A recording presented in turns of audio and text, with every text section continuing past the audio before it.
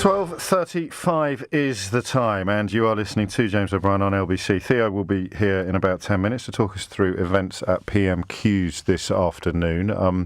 I think it would appear that some of the questions revolved around Brexit. If you're wanting an update on Brexit, I can provide you with that briefly today.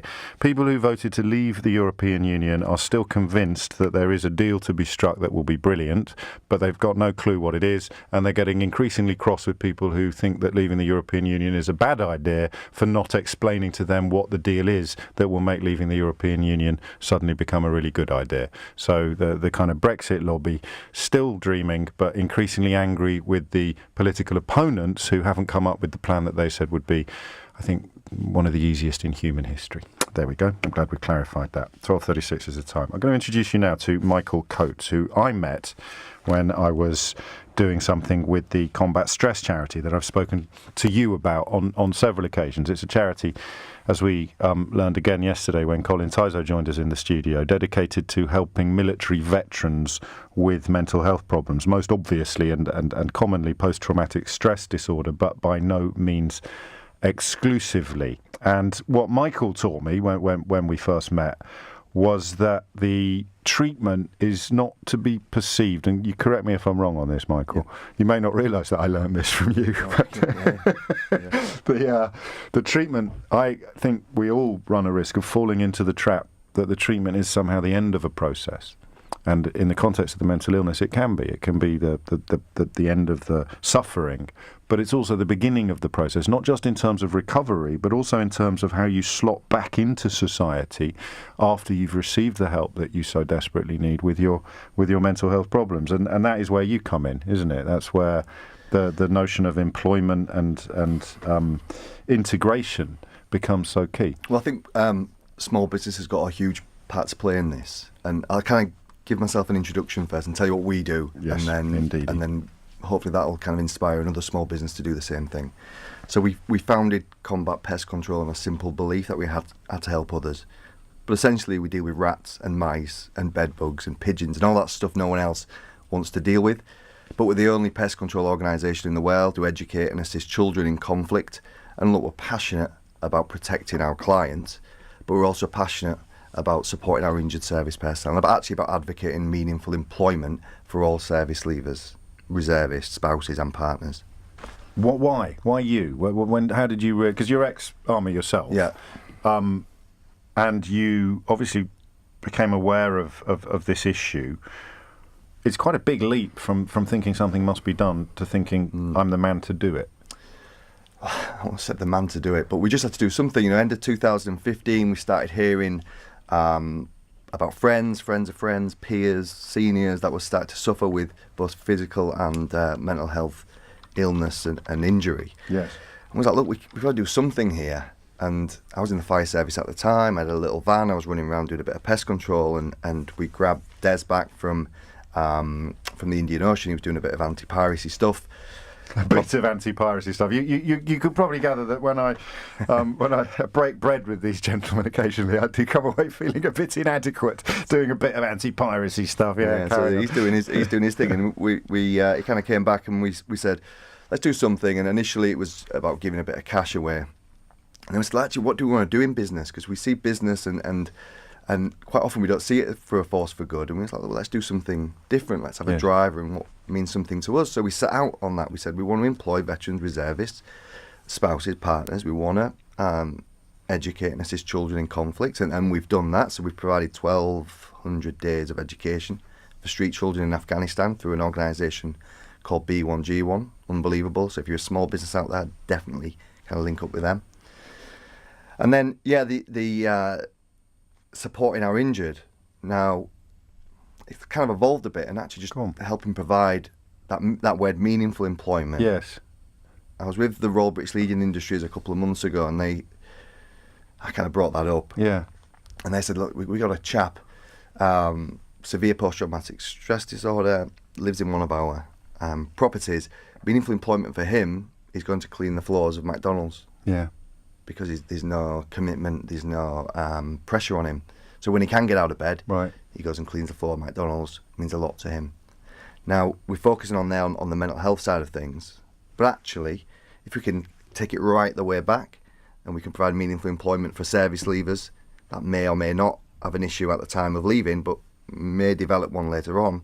Actually providing secure and safe working environments for everyone. So we're talking about veterans here, but for everybody is crucial. Understanding that we face mental health problems and accepting that is key. And I think employers, and especially again small businesses, are a huge part to play. Why small businesses? Why just? Because one of the things you've taught me is that that it's not true when bosses say, "Oh, we can't cope with that. We can't cope with that uncertainty. We can't cope with that." They might say unreliability. We can't, with 4-day week or what if we don't know? They can accommodate. If a small business can accommodate it like yours, then a big business can as well. The idea is that employers should start treating their workforce, all of their workforce, like sentient human beings rather than like widgets and robots. And you take that with combat pest control to a very high level. What would a worker for you? I mean, give us a case study. Give us an idea of how. Well, they're all listening actually. Yes. So they best be getting back to work soon, but they're all listening at the moment. And you look at one of our guys, ex-Royal Marine, did 2 stints in, so got out, joined back up. Yeah, left, did again some anti-piracy stuff, then ended up in a job that wasn't particularly meaningful for him. Yes. We approached him, said, "Look, do you want to come on board now?" He spends more time with his kids, spent a much better wage now, all that. But actually, just going to go back to what you referenced earlier on. Why small business? Well, there's 5.5 million micro business, from like one guy in his van up to maybe 9, but a ton of more small business.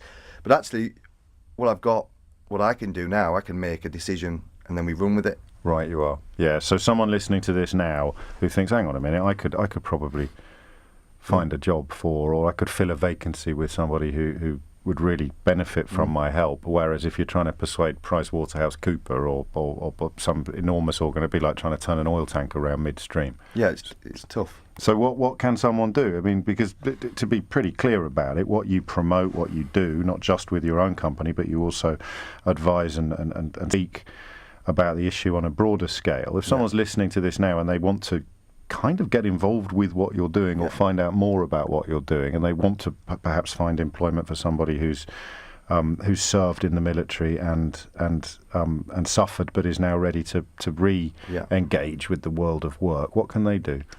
Several things. I mean, as an organisation, you can sign the Armed Forces Covenant, and then that's your pledge to defence. Yes. That you're going to be non-discriminative and just be fair, really. I think that's what it's about. It's about being fair. So you can do that. So Armed Forces Covenant is one. You can approach people like the Poppy Factory. Yeah. You can approach people like Combat Stress, because they do a great referral through the Poppy Factory. RBLI is probably got sources through it as well. But actually just get out there and speak to veteran-owned operated businesses like myself and see what we can do. And are there others? How do I find a veteran-owned business? How do I? Yeah, it's tough, it's not. I think we've had a stigma on us for a while now, and I want to kind of bust through and make people proud of it. This is the thing that confused me the most when I started learning about combat stress, was because I somewhat naively, I'd always thought that you ex-military, yes, front of the queue, but actually with mental health issues getting more coverage, employers have started demonstrating a reluctance to employ military veterans. Yeah, it's a shame as well, because there's only a tiny fraction of all service leavers, and I think that's what I need to get across here as well. Tiny. Yes. It's actually level with the normal population. Yes, it is, isn't it? Level. Yeah. Times of conflict, like the last 2 we've had, it increases slightly. Sure. Because of trauma increasing slightly. It's pretty clear. Hospital, I'm sure. Absolutely right. Yes. Yeah. So what was the question? So if I wanted to find out a company that was doing this, I mean, I could go to Combat Stress, I could go to the Poppy Factory, I could go to a few other places. Armed Forces Covenant's the best way in. Yeah, the best way in. They list everyone that signed that, and that's a really good starting point. And I'd encourage anyone to do it. There's a responsibility.